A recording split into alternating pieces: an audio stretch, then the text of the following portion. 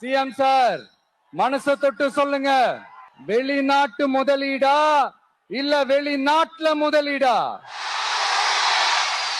ஒட்டுமொத்த தமிழ்நாட்டுக்கும் முதலீடா இல்ல உங்க குடும்பத்தோட முதலீடு வெளிநாட்டுக்கு போகுதா? கொள்கைய சும்மா பேருக்கு மட்டும் வச்சுக்கிட்டு குடும்பத்தை வச்சு கொள்ளையடிக்கிற உங்களுக்கே இவ்வளவு இருந்தா, சொந்தமா உழைச்சி சம்பாதிச்ச எனக்கு எவ்வளவு இருக்கும்? 2026 ரெண்டு பேருக்கு நடுவுல தான் போட்டியே.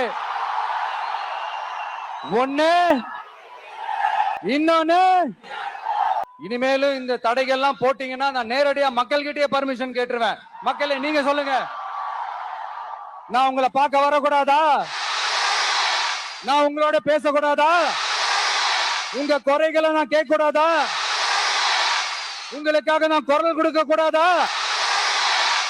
இப்படி நமக்கு தடையா போடுறாங்களே, இந்த திமுக அரசு மறுபடியும் ஆட்சிக்கு வரணுமா? இந்த போர் முழக்கம் உங்களை ஒரு நிமிஷம் கூட தூங்க விடாது, துரத்திக்கிட்டே வரும். கான்பிடென்டா இருங்க, நல்லதே நடக்கும், வெற்றி நிச்சயம். மீண்டும் சந்திக்கும் வரை நன்றி, வணக்கம்.